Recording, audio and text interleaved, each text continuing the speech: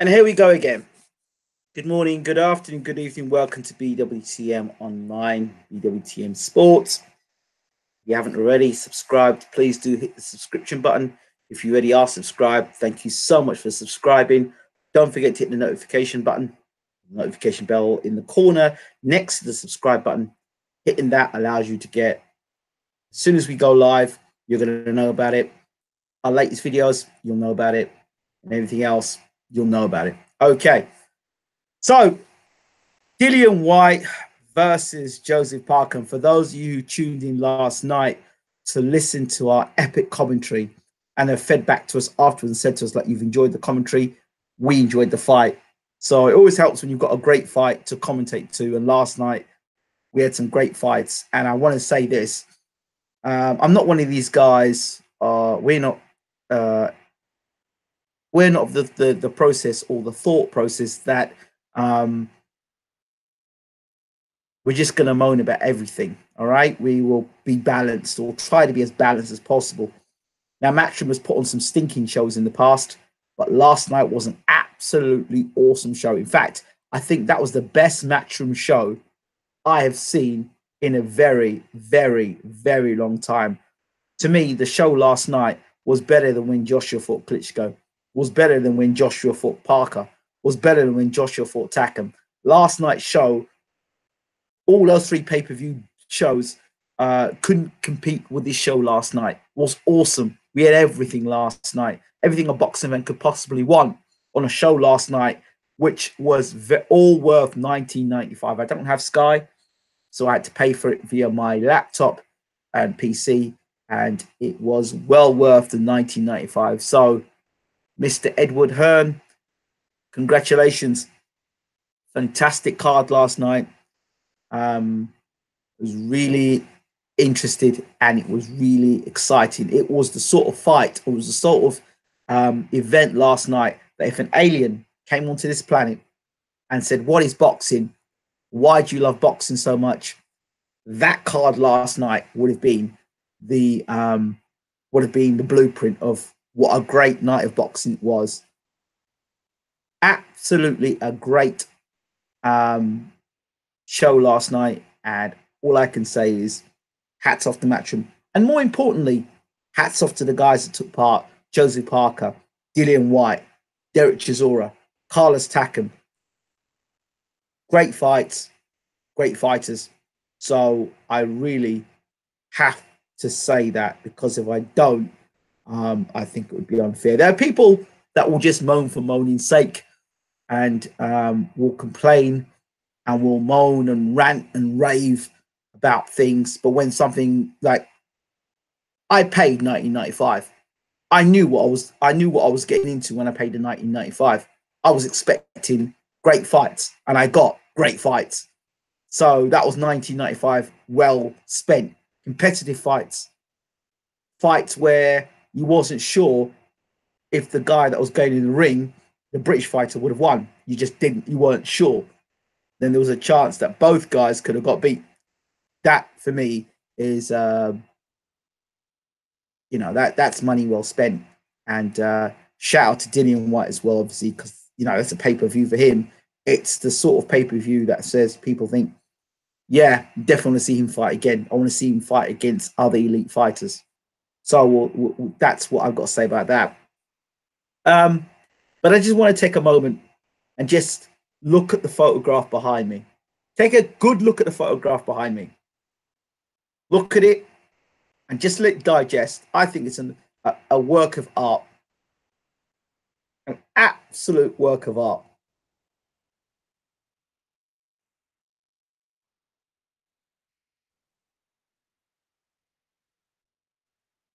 Look at it again. Take a good look at this picture. Take a very good look at this picture. Put it in your minds, especially you Joshua fans. Stick it in your minds. Stick it well in your minds. Then think about what Dave Higgins was saying. Never been dropped, never been stopped. Joseph Parker. Remember this. Joseph Parker went 12 rounds with the invincible, the unbeatable, the huge punching Anthony Joshua. And in 12 rounds, Joshua never came close to that. That what you saw there. A genuine, and look at the picture I brought up. The picture I got up is Dillian Whyte knocking Joseph Parker down. That's Dillian Whyte. That's the same Dillian Whyte that everybody said would get destroyed by Joseph Parker. That's the same Joseph Parker that went 12 rounds with Anthony Joshua. Yep. That's the same Dillian Whyte that people said looked horrible against Helenius. That's the same Dillian Whyte that knocked out Lucas Brown. The same Dillian Whyte that everyone said, oh, well, Lucas Brown was on antidepressants. That's why he got beat the way he did. Well, what was Joseph Parker on? Like I said last night, he had a taste of the Jamaican jerk sauce and he didn't like it. It was too hot in the kitchen. And I said to you all, go back and look at my review of The Gloves Are Off. I'm going to make a statement here. Dillian Whyte won the fight with Joseph Parker in the studio with The Gloves Are Off. How can that be? How can he win a fight before then? Here, he mentally beat him. When Joseph Parker said he was set for life, that was probably, that basically said, I'm set for life. I don't need to extend myself no more. I'm set for life. How do you tell a hungry man I'm set for life? That's to me, that's the surrender flag already. In boxing, I'm set for life. Don't bring money into it. And I asked the question, if Dillian Whyte connected hard on Joseph Parker early, whether Joseph Parker would want to engage. And you saw here, he was unable to engage enough. Now, there are many questions to be asked. But before we even go to anywhere but that, let me go back. Dillian, if you're watching, always been a supporter of what you've done, always been a supporter of your career. Way back, if you remember our conversation, the last time I spoke to you, Dillian, was way back. We were at the York Hall, Bethnal Green. I don't know if you remember that, but we York Hall, Bethnal Green, and you actually you said to me, I'll talk to you after my ban. That's when we spoke. That's the last time I saw Dillian Whyte. That's the last time I saw you, Dillian. We're going to make sure that we get you on the channel. We're going to make sure we give you the interview that I think you deserve. So when I look at this, and I look at this picture here, it tells a big story.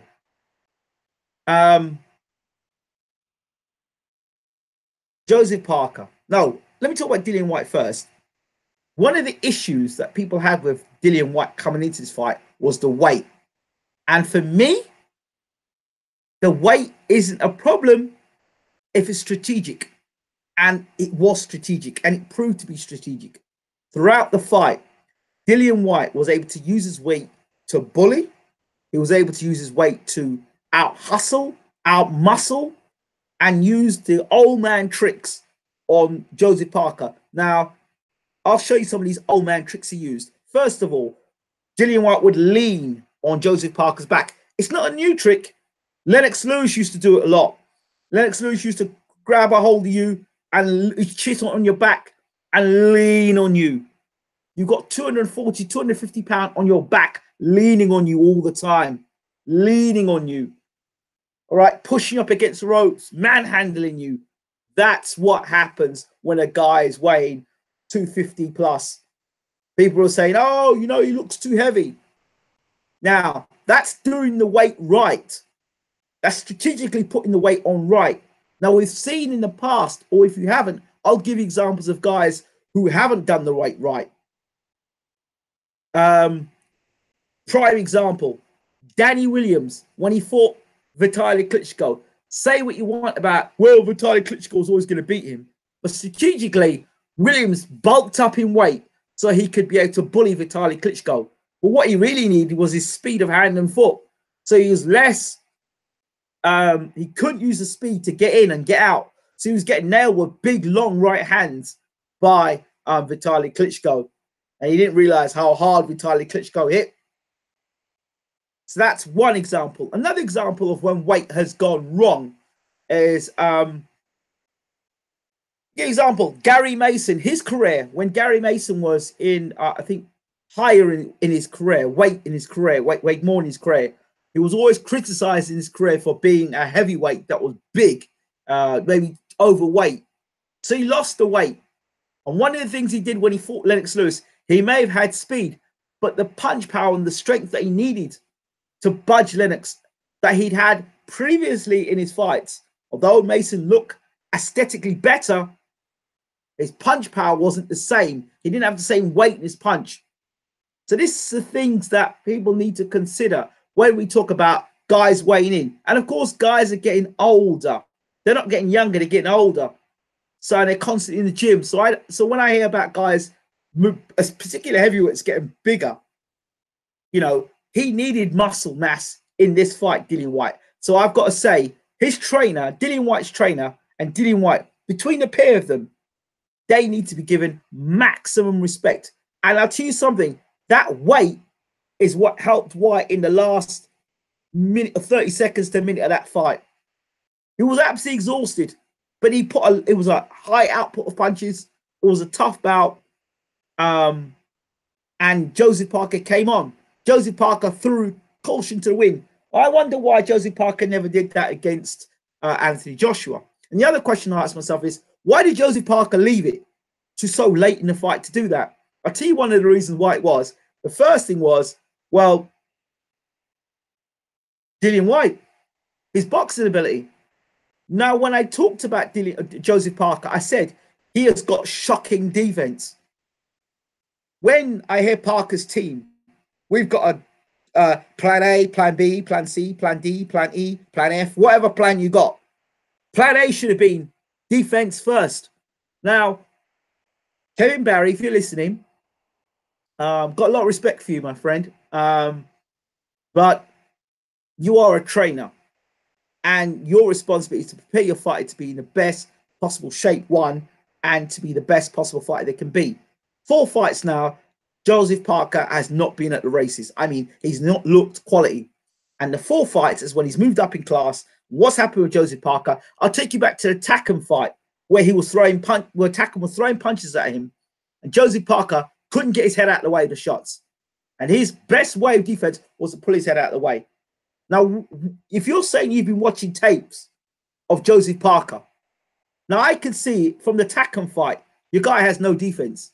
What have you been doing in terms of helping Joseph Parker's defense? Absolutely zilch, nothing. Zippo, nothing. Niente. Joseph Parker came to this fight exactly the same as he's coming every flipping same fight. Same way. Same reckless style in terms of defense. And the reason why he wasn't able to get out of the way with the shots from Dillian Whyte shots is because Dillian Whyte and Anthony Joshua fight very differently.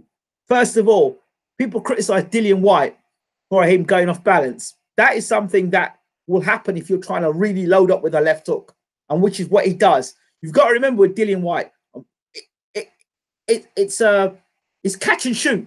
The same left hook that caught Anthony Joshua that everybody raves about is the same left hook that caught Joseph Parker, remember?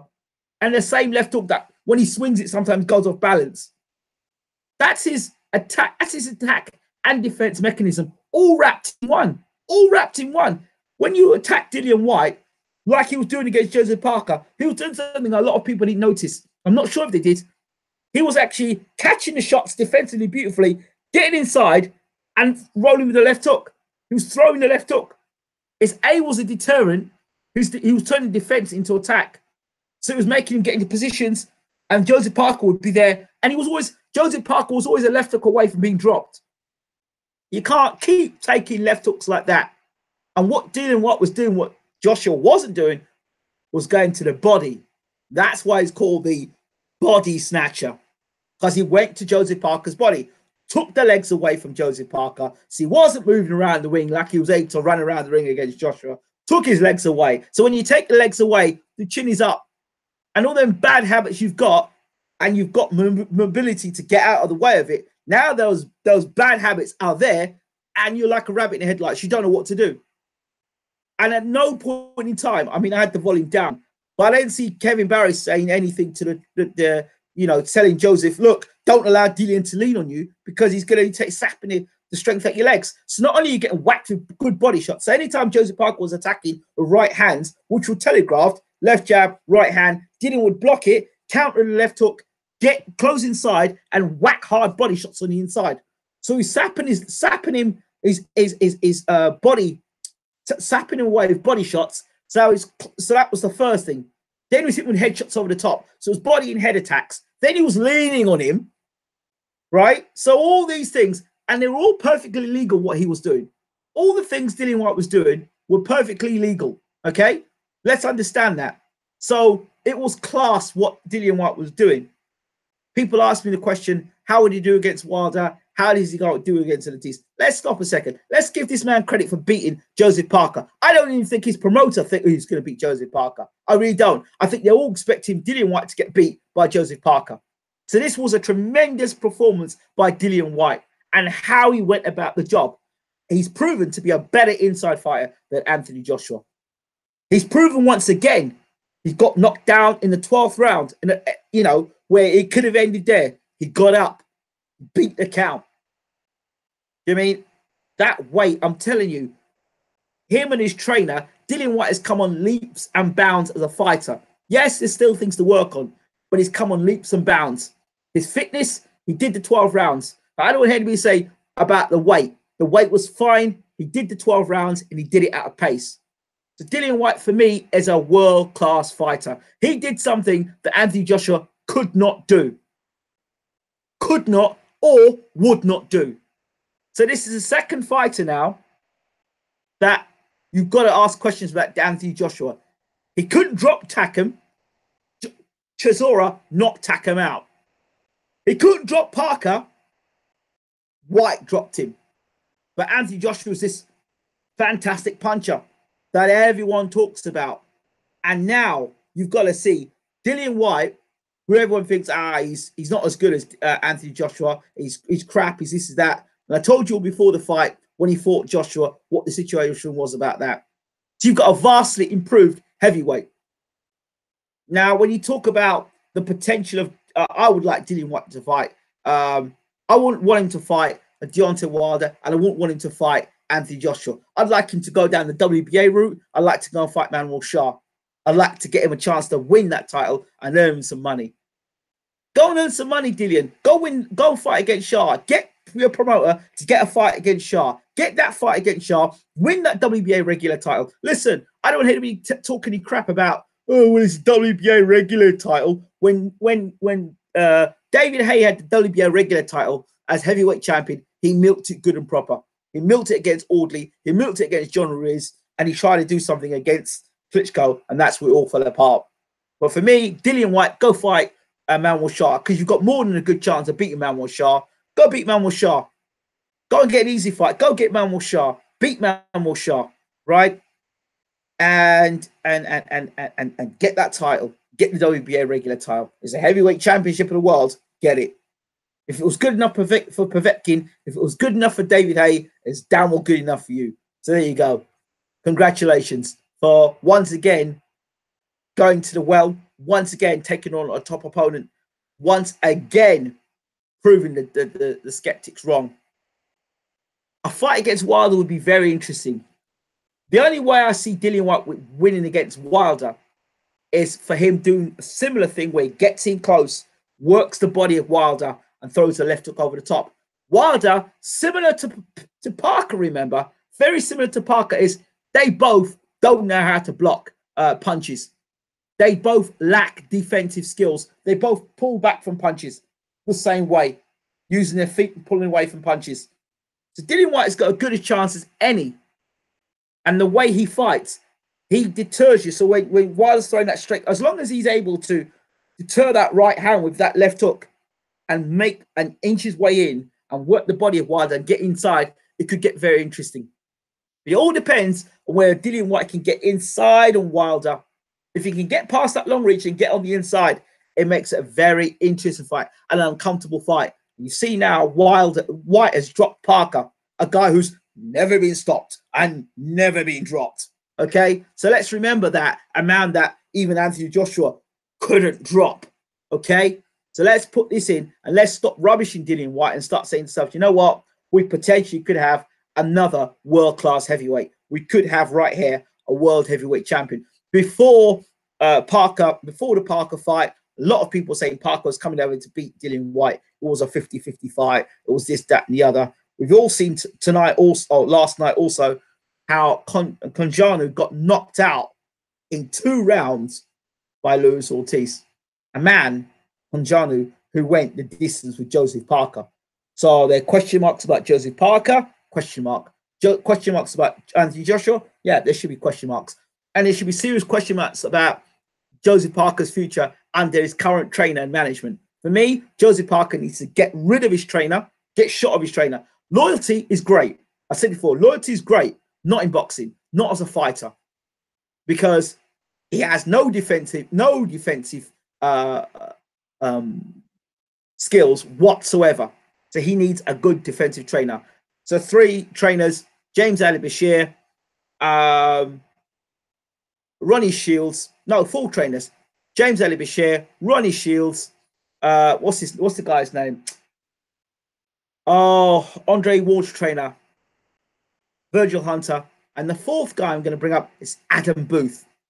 Okay, so if he doesn't want to work on defense by putting his hands up and blocking, then he can go the Adam Booth route, where Adam Booth will teach Joseph Parker distance and timing. So I think Joseph Parker's style could work well with Adam Booth, where Booth is good to get you in and out, the sniper.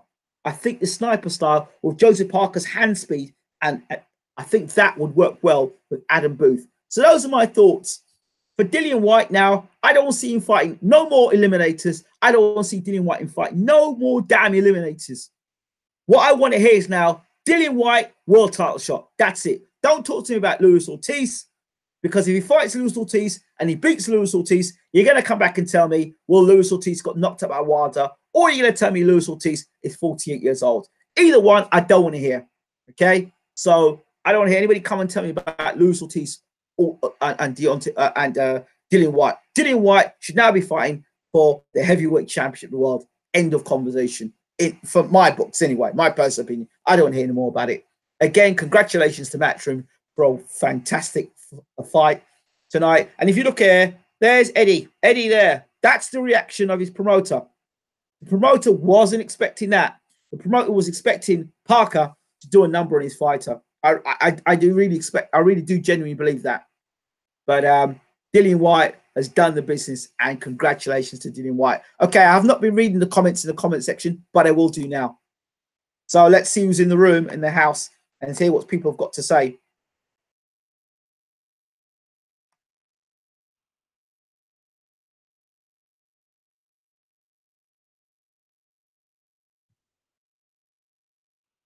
Dillian, the body snatcher White. Yes, Dillian. Good to see you in the room, my friend. Let's go, baby. Joshua Wilder, where are you at? Thanks, bro. I will end the golden goose gravy train. Watch. Catch and shoot. That's what she said. Hey, Dillian, you bought some nice jerk sauce of them shots last night. I was telling people that you were roughhousing him up there last night. It's another thing. Something else last night. Dillian Whyte was able to roughhouse Joseph Parker. Now, if somebody sits down and tells me now that Dillian Whyte is bang average, I've heard somebody say Dillian Whyte is bang average. All right, let's put things in perspective. Dillian Whyte has dropped a man that Anthony Joshua couldn't drop. So you're calling Dillian Whyte bang average? Maybe so, but then what does that call Joseph Parker? Yeah, if Dillian Whyte is bang average, okay, if he's bang average, then what does that call Joseph Parker? Then what does that say about and Dillian Whyte dropped and dominated Joseph Parker? So if that's the case, in that way of thinking, then Joseph Parker, who fought Anthony Joshua, then Joshua must be below bang average, eh? I don't know. Oh, then Raja and Konjanu must be less than bang average. And then Luz Ortiz, who fought Konjanu, is even less than that. Well, he knocked out Konjanu, so he must be bang average, less than bang average. But he got banged out by Wilder. So I don't want to listen to that stuff personally. I really want to think you should give people credit where it's deserved. Alan Scott says, think you were right before the fight when you said White would want it more. He did.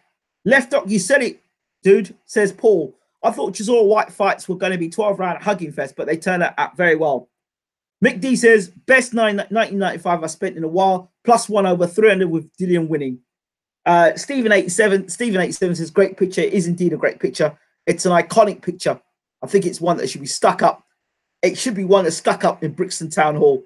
Really should.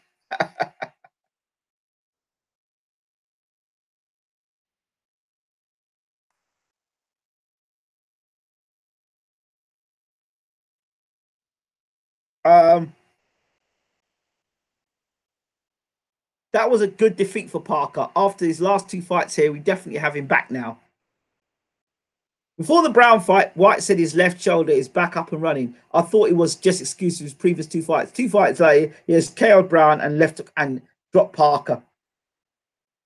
Alan Scott says, White has the carrot of a potential Joshua rematch at Wembley. Imagine that for motivation with the family he has to support. If I were Dillian Whyte, I would swerve a Joshua rematch because he won't get what he deserves as a fighter. Now, if he goes and picks up that WBA title, then he can go and make his own route. Let him do his own thing.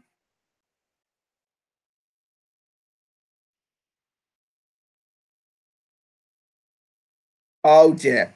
He won it with a headbutt that knocked Parker down and perforated his eardrum.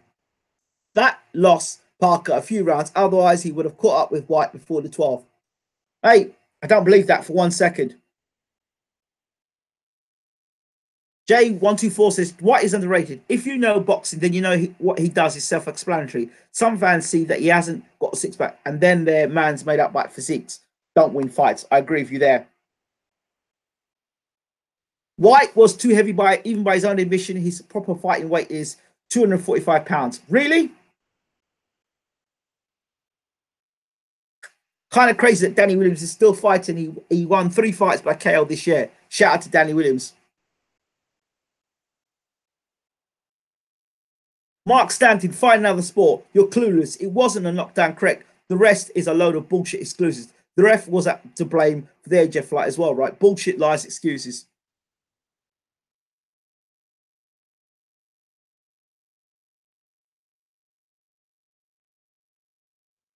Unbiased Boxing Duck Squad. You can watch the fights on YouTube. James Jones says the picture is iconic. Parker's still young. He'll get loads better. Yeah, he'll get better under a better trainer. He's lost 2 very close fights to 2 exceptional fighters. I still rate him in the top 5 heavyweights in the world. Okay, fair enough. Parker didn't wait that long. He just couldn't get White until White punched himself out until the last minute of the fight. Parker didn't leave it too late. He just couldn't do it. Agreed, 124. White was overweight because he broke a rib and had other niggles in camp. He mentioned that last night. His optimal weight is 17 stone 6 pounds, but didn't have enough time in camp. Well, to me, let me tell you something. That weight helped him. I think weight helped him tremendously amount. He would have been the same weight as Parker. I think that weight helped him a lot.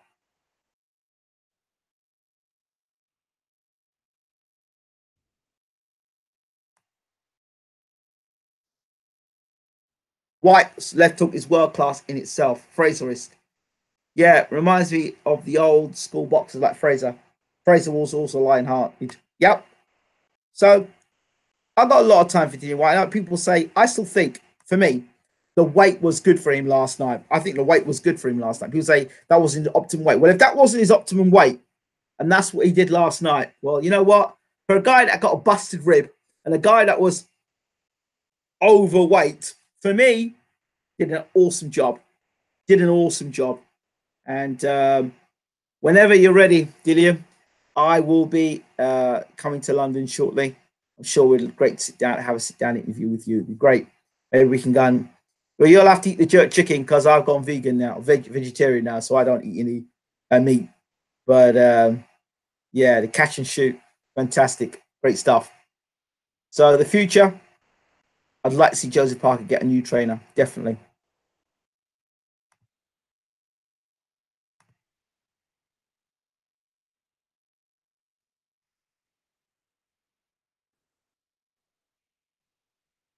I'd done an accumulator, had Allen, Chisora, Taylor, and White. Congratulations, well done, well done. Is there anything else anybody wants to talk about in this fight? That won't last. You'll be eating ribs again soon. I don't know about that. On the menu, within the vegetarian menu, I've seen enough people now. I've seen enough food been having to be recalled, product recalls from food. That's all be meat. I'm so glad. I broke a news story just the other day on BWTM of a whole load of food that was recalled from major supermarkets, from Morrison's to Iceland to Sainsbury's to Tesco's to Waitrose, of meat products that were getting all called back because they either had metal in them or they had listeria in them. So for me, I'm glad I ain't eating meat no more. So body snatcher, my favorite heavyweight by far. He says, bang, bang, buck for gamer. This shit. Yeah. Yeah. You can check out the video itself. I've got the list of all the meats that were being recalled. And I did the video, I think, a week and a half ago. Check it out on BWTM. Man was made to eat meat. Clean meat. No GMO shit. I'm glad Dave Allen won last night. Yeah, I'm glad he won too. So yeah, that's it. That's my review of Dillian Whyte and Joseph Parker. I think, again, Dillian Whyte, I'd like to see him fight next the world title shot. I really want. That's all I want to see next. Whyte was very honest after the fight, saying he needs more experience. Gives me hope he can get better. Maybe so. Maybe he needs more experience. I thought Dillian Whyte did exceptionally well last night. And he's reminding me now of old school fighters that did the contender way, where you had learning fights, and it's another learning fight for him. But I don't want him to do too many more of these learning fights. I like to see him in a world title shot now. I think the Joseph Parker fight is a great fight to go in for a world title fight. If you're going to fight, I think, but I'd like to guide him towards Shah fight. He's got the best promoter in the world, so why not get him the Shah fight? Right. Eddie Hearn has Wilder cornered. Well, as far as I'm concerned in that situation, Wilder fought Luis Ortiz. Why would he want to duck anybody? I don't understand it personally. So there you go. Right. Those are my thoughts on Dillian Whyte versus Joseph Parker. I'm out here. Don't forget to rate, subscribe as always. And thank you all so very much.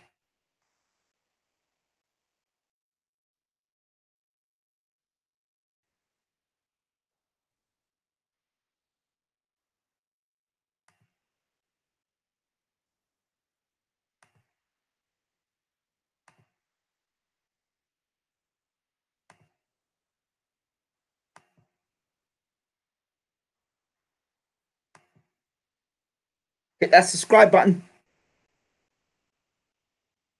Hit the like button. Thank you so much. This again is BWTM Sports, BWTM Online. I'm out. Take care.